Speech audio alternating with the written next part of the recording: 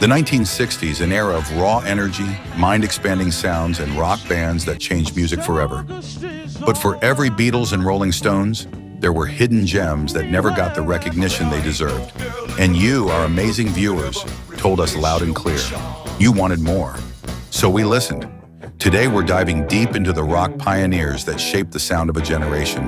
And trust me, you need to hear them.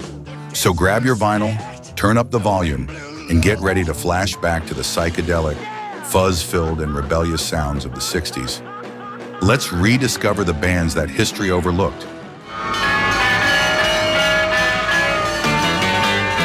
The Move was one of the most innovative yet underrated British rock bands of the 1960s. Formed in 1965 in Birmingham, England, they are known for their eclectic mix of psychedelic rock, power pop, and early hard rock.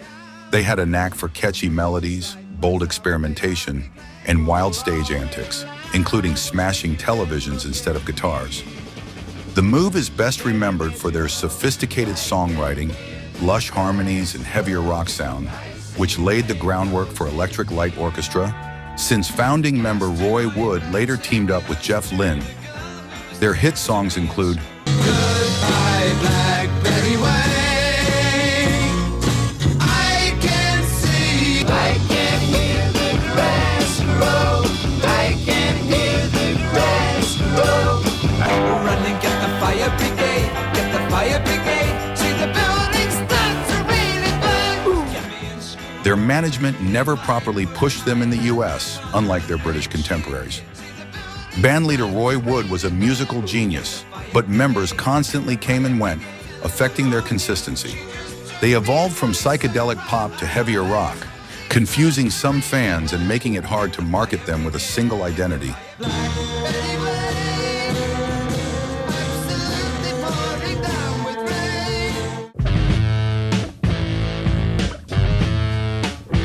Sir Lord Baltimore was an American rock band from Brooklyn, New York City, formed in 1968 by lead vocalist and drummer John Garner, guitarist Louis D'Ambra, and bassist Gary Justin.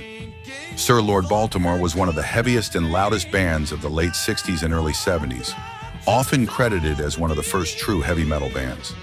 Their sound was a ferocious mix of bluesy hard rock, wild distortion, and blistering drumming. Their hit songs include Oh, come, my kingdom is torn, and then I will be done. Let me know what you come in right. Woman is a hellhound. Ask me my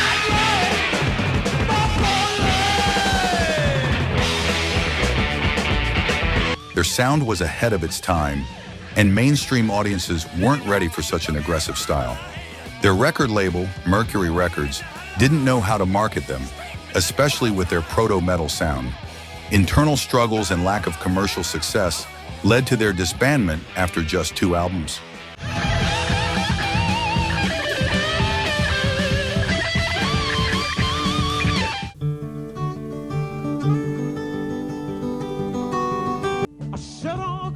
Love was one of the most influential yet underrated bands of the 1960s, blending psychedelic rock, folk, and orchestral arrangements into something truly unique.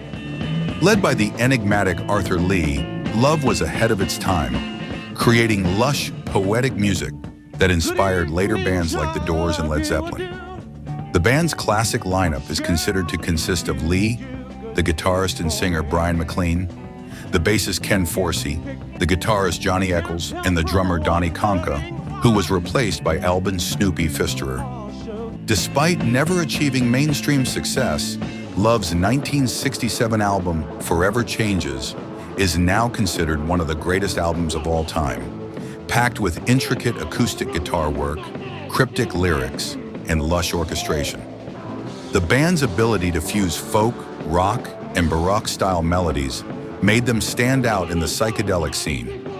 Their hit songs include You know that I could be in love with almost everyone. I'm trapped inside a night, but I'm a day and I go ooh, bip, bip, ooh, bip, bip, yeah! You're just a thought that someone, somewhere, somehow feels you should be here, and it's so...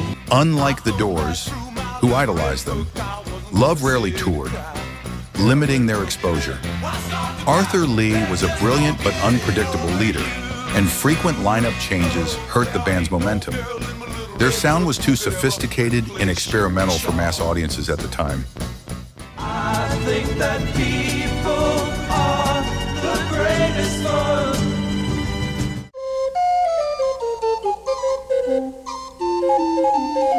The United States of America was an American experimental rock band founded in Los Angeles in 1967 by composer Joseph Byrd and vocalist Dorothy Moskowitz, with electric violinist Gordon Marin, bassist Rand Forbes, and drummer Craig Woodson.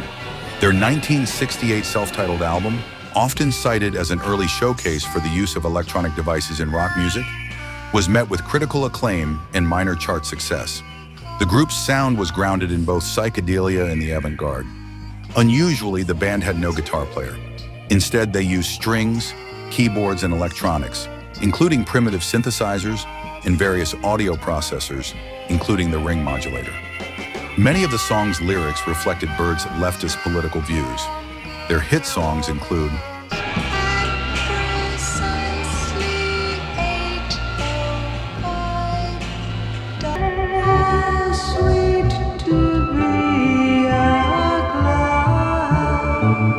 There is sometimes a later secondary phase. It's not. Although they released just one album, their influence on electronic rock and experimental music cannot be overstated. Their innovative use of synthesizers, mixed with surreal lyrics and unconventional song structures, set them apart from the mainstream 60s scene.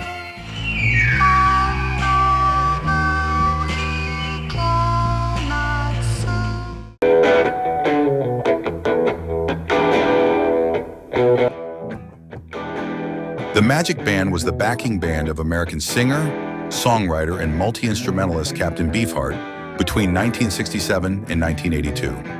Captain Beefheart, born Don Van Vliet, was one of rock music's most eccentric and boundary-pushing artists. His band, Captain Beefheart and the Magic Band, is remembered for its unique and unconventional approach to music, mixing blues, jazz, avant-garde rock, and freeform improvisation. Known for their angular, dissonant rhythms, complex song structures, and Van Vliet's primal, often strange vocals, the band defied traditional rock conventions and created a sound that still feels radical today. Their hit songs include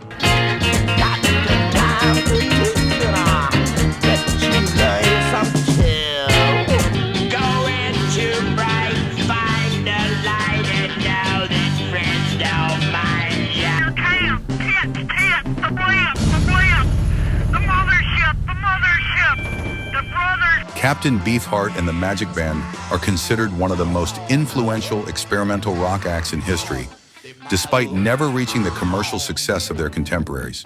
Their 1969 album, Trout Mask Replica, is often cited as one of the most important albums in avant-garde rock and is celebrated for its unorthodox approach to music composition and structure. Their music was both challenging and alienating to mainstream audiences.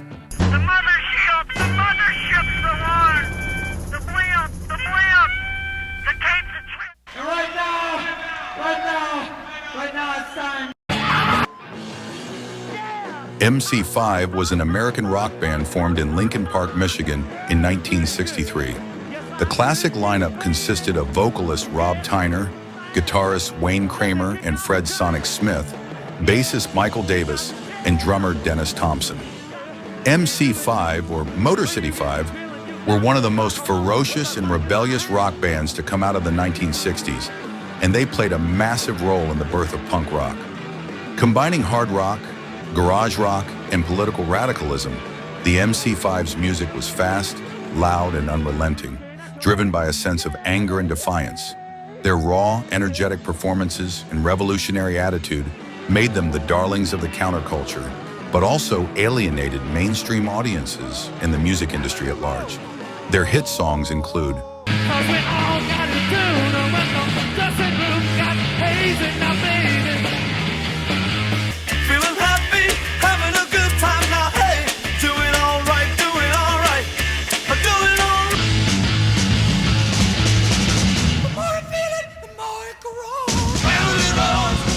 Though they never reached the commercial heights of their peers, the MC5 are now seen as one of the most influential proto-punk bands in history.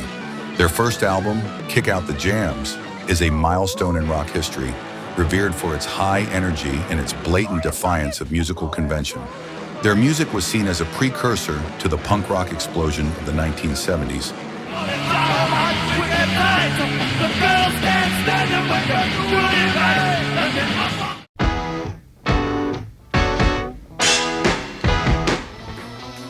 The Nazz was an American rock band formed in Philadelphia in 1967.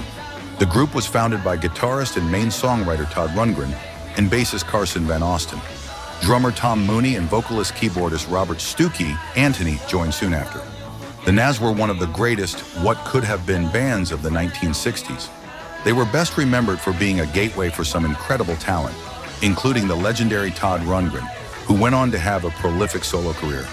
Their music blended psychedelic rock, pop, and garage rock, featuring tight harmonies, catchy hooks, and experimental sounds.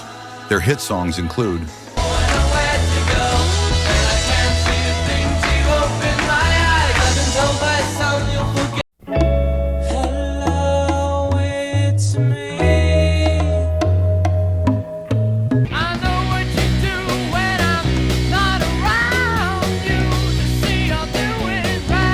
Though they only released a couple of albums, the Nazz are considered pioneers of power pop and proto-glam rock. Despite their solid musicianship and memorable songs, they never broke into the mainstream. The band's unique blend of harmony-driven rock and proto-punk energy was ahead of its time. Today, the Nazz are admired by fans of psychedelic rock and classic power pop for their ability to mix melodic pop sensibilities with a more raw, unpolished sound.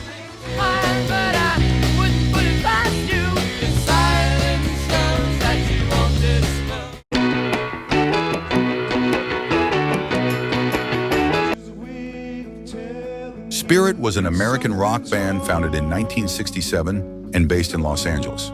They were one of the most eclectic and genre-defying bands of the late 1960s and early 1970s. Blending psychedelic rock, jazz, blues, progressive rock, and even classical influences, the band's versatile sound was ahead of its time. They were known for their experimental approach to music and their ability to cross genres effortlessly, earning them a dedicated following but, unfortunately, not mainstream success. The band's leader, Randy California, was a guitar virtuoso who helped shape their distinctive sound. Their hit songs include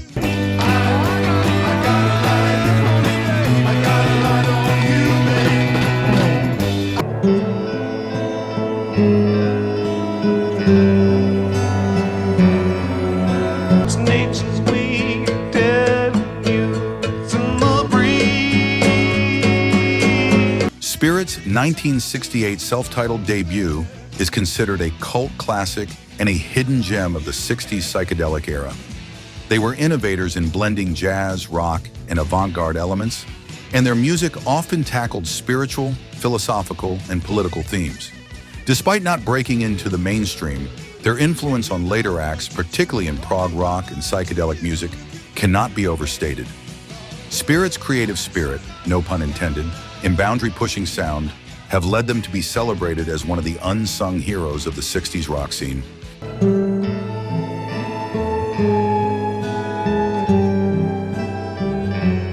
And there you have it, some of the most groundbreaking, underrated bands from the 60s that shaped rock history. While many of these artists may not have reached the mainstream success they deserved, their influence continues to ripple through the music world today. If you found these hidden gems as fascinating as we do, make sure to hit that like button and subscribe for more deep dives into the forgotten legends of music history. Also, we'd love to hear from you. Drop a comment below. Which band from today's video surprised you the most? Or maybe you've got your own list of unsung rock heroes you think we should talk about next time. As always, thanks for watching, and get ready to flash back to more classic sounds. See you next time.